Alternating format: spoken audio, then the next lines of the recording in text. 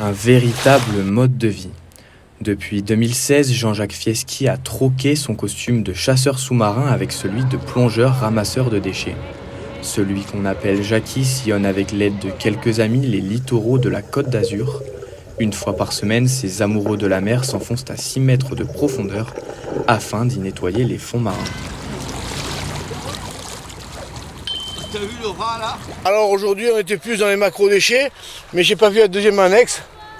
Oh, il a fait quelques encombrants, vous voyez les tôles qui dépassent. Là qui sont... un plastique comme ça par exemple, là ça fait un petit moment qu'il y est. Vous voyez, il va se déchirer. On va le déchirer très facilement. Vous voyez, il se défait très facilement. Il se désagrège et ça va le vendre des poissons. Une fois de retour sur la plage, l'homme âgé de 54 ans garde toujours le sourire même s'il se désole. La pêche est malheureusement toujours bonne. À présent, place au tri des déchets, un véritable travail de fourmi pour ces passionnés. Alors, amusez-vous, vous pincez le nez, vous prenez un gant néoprène et puis vous ramassez des petits morceaux comme ça. Et au bout d'un moment, ça demande beaucoup d'apnée, beaucoup de souffle et c'est vrai qu'on ne peut pas faire vraiment les grosses collectes. Vraiment, un ramassage intensif, hein. On ne s'arrête pas. Hein. Je ne sais pas si vous nous avez vu, mais on plonge, hein. On ne s'arrête pas, hein. Non. Quelques curieux observent de loin cette opération. Les plus jeunes, souvent interloqués, se rapprochent. Une occasion pour Jackie de sensibiliser les nouvelles générations quant au danger des déchets sur l'écosystème marin. Tu lui vois jeter un mégot par terre, tu lui dis que tu me connais. Hein, tu dis que je connais les gars de fond bleu, faut pas jeter les mégots. Parce que les mégots c'est encore plus terrible que le plastique. Un mégot pollue environ 300 litres d'eau. Vous voyez les gobelets? Regarde, au fur et à mesure, ils se désagrègent. Voilà. Et ça, les poissons, ils les mangent. Voilà. Et toi, tu manges le poisson, ben, tu peux directement manger le plastique. Au total, ce sont plus de 60 kilos de déchets qui ont été sortis de l'eau en seulement 2 heures par l'association Fond Bleu. Si la visibilité de Fond Bleu reste limitée, d'autres associations décident de mettre le paquet sur la médiatisation et n'hésitent pas à jouer les rappeurs le temps d'un clip. Eric Hacopian dirige son équipe de cleaners organisés en parodie du célèbre clip marseillais. Calamité, par terre le mégot, le cendrier et le raté. Tu m'as reconnu, écolo, c'est moi le pro. Prends conscience, ma chérie c'est de prendre conscience. Pour toi tout l'été, ma plage toute grade est remplie d'essence. Tu veux jeter par terre, je suis exaspéré. On trouve des caddies, les calanques remplis de bouches de bébé. Clean My Calanque donne rendez-vous aux volontaires dans la crique de Cap-Rousset pour un ramassage pas comme les autres. Eric Hacopian, le fondateur et ancien coach, les met en jambe avec une séance de sport, un concept novateur qu'il a développé au fil des années. À force d'aller dans les calanques, je trouvais que toutes les calanques étaient dégueulasses. J'ai appelé mes potes, j'ai dit les gars c'est trop, venez juste on fait une rando quoi. On fait la rando avec la bouffe, l'apéro, mais juste sur le chemin on ramasse. Et c'est parti de là. Des randos entre potes et petit à petit, c'est toujours mes potes qui gèrent avec moi l'assaut, mais maintenant il y a plein de bénévoles. Après cet effort, ce n'est pas encore le réconfort. Les bénévoles distribuent des gants, des sacs et des pinces aux 144 volontaires. Ils s'activent pour ratisser les codes de cet espace protégé. Sous les roches, le sable et les buissons, ils ne négligent aucune zone.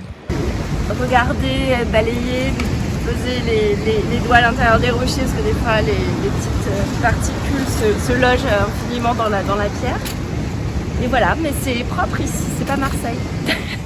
Aujourd'hui, Clean My Calanque avait sélectionné ce lieu en pensant qu'il n'était pas très pollué, mais certains ramasseurs ont tout de même été surpris. Ce qui me fait du mal, c'est de voir surtout les mégots. Parce que je comprends pas pourquoi les fumeurs ne respectent pas le fait quand ils ont fini leur clope de mettre dans un cendrier en attendant. Les déchets sont bien nombreux, alors l'association les quantifie précisément sur leur site internet, leur principal moyen de sensibilisation avec les réseaux sociaux. Le but c'est de toucher des gens qui entre guillemets s'en foutent un peu de l'écologie.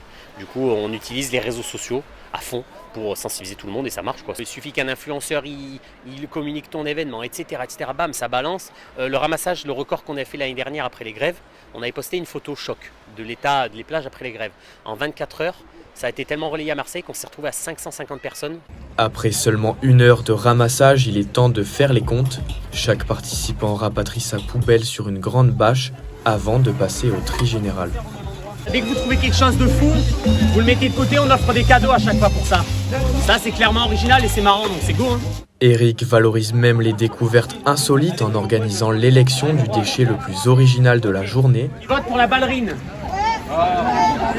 Ok, attends, je vais compter. 1, 2, 3, 4, 5, 6, 7, 8, 9, 10. Et les gagnants sont même récompensés avec de nombreuses surprises, parmi lesquelles un coffret de produits locaux, une gourde à l'effigie de l'association, des places de laser game et bien d'autres encore.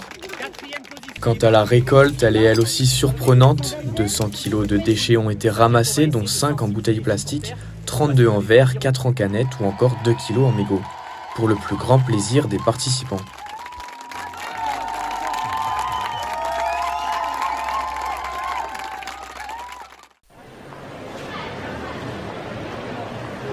Les déchets récoltés par Jackie et Eric font escale dans ce local. Investi d'une mission de protection de l'environnement, Joko entrepose ici de nombreux déchets pour ensuite les revaloriser avec des associations partenaires. Donc voilà, donc les mégots qui partent chez Recyclope. Donc voilà, là il y a quand même, là il y a à peu près 30 à 40 kg de mégots. Donc là tout ce qui est aluminium, hein, de toutes les sortes, hein, bien sûr, ça peut être aussi bien des choses qu'on trouve comme ça. Tu as les fameux bouchons, tous les types de bouchons en plastique, on est d'accord. Donc on récupère ici et qui partent chez Sauvage pour faire des bijoux. On récupère aussi les bouchons, donc de tout type, hein, c'est bouchons liège ou bouchons, les nouveaux bouchons là qui sont plus des bouchons, que c'est pas du liège, c'est du plastoc. Donc ça on le récupère, ça passe chez France Cancer, ils le broient, ils en refont autre chose. Les objets les plus insolites finissent dans sa collection et sont exposés dans son musée à Antibes. Écoles, associations ou encore particuliers s'enchaînent pour sensibiliser les futures générations. Donc ouais, vous avez pas mal de petites saloperies, donc notamment aussi les armes dont on parlait la dernière fois. Là. Donc voilà, quelques armes, quelques téléphones, quelques vieilleries. Chose incroyable qu'on a trouvé la semaine dernière. Vas-y. Une côte de maille, elle doit faire dans les 25 kilos. Ça, tu te demandes, le mec, c'est un chevalier qui s'est endormi sur la plage, je sais pas. Là, franchement, je n'arrive pas à comprendre. Donc, Ce passionné de nature a abandonné son quotidien de restaurateur pour s'engager dans l'écologie en 2015. À la suite d'une tempête qui a frappé Antibes et pollué son environnement, Joko décide de ranger l'arpon pour sortir sa pince de ramasse. Plus j'allais dans l'eau, plus je me rendais compte à des endroits, sur des terrains de chasse donc, hein, que tu retrouves un déchet, plusieurs déchets. Sous l'eau, j'ai lâché le fusil, j'ai dit ça y est, allez, on va aller chercher, on va appeler des potes chasseurs, s'ils veulent lâcher le fusil comme nous, on va se mettre dans l'écologie, et puis voilà, c'est comme ça que l'idée est arrivée. Par un aléa climatique, il y a eu un changement de vision. Désormais, direction les Bouches-du-Rhône pour donner une seconde vie à tous ces déchets récoltés.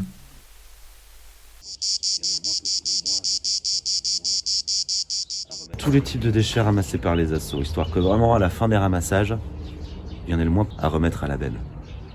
Et que nous, comme ça, on puisse développer une activité. C'est un atelier d'expérimentation ici. C'est donc dans cet atelier que Sauvage Méditerranée conçoit depuis 2 ans des bijoux à base de plastique recyclé, un travail supervisé par Louis, le responsable technique. On reçoit les bouchons des associations partenaires, tout sale, comme ça. On va ensuite amener au nettoyage. Ici, on travaille à l'ancienne. Le nettoyage consiste à une vieille machine à laver qu'on a récupérée, qui est connectée à un vélo d'appartement. Hop. Et ainsi, on va pouvoir nettoyer le bouchon avec de l'eau qu'on stocke ici, qui va venir décanter une fois le lavage terminé dans ces 3 bidons de 20 litres pour ensuite être injecté en haut, ce qui nous permet d'avoir un circuit fermé et de ne pas consommer trop d'eau. Ici on a un broyeur sur le modèle Precious Plastic, donc qui nous sert à broyer tous nos petits bouchons. On les met dans la cheminée ici, on ferme, on actionne, et ce qui nous permet de récupérer des granulés plastique, des copeaux de plastique. on va mettre tout ça dans un moule.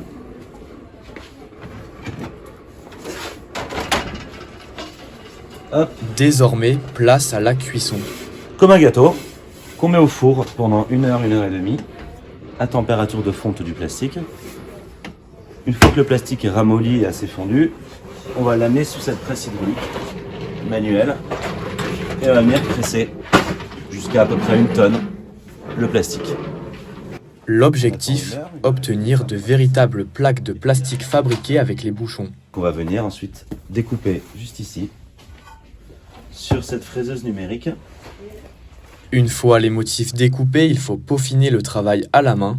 Étoile de mer, tortue ou bien algues, l'équipe ne manque pas d'imagination. Le but, c'est vraiment de montrer qu'avec les déchets sauvages, non pas déchets industriels, mais déchets ramassés par terre, on peut faire du recyclage.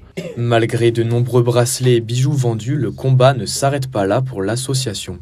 On va peut-être recycler 1, 2, maximum 3 tonnes à l'année, ce qui est relativement rien. Il n'y a pas de concurrence sur ce domaine, il y a trop de déchets sur Terre et la Méditerranée s'en est plein. Donc vraiment, on essaie de se faire plaisir et d'essayer de trouver des solutions pour tous les types de déchets. Louis compte bien continuer son activité, mais avertit tout de même qu'au rythme où la pollution avance, il y aura plus de plastique que de poissons dans la Méditerranée en 2050.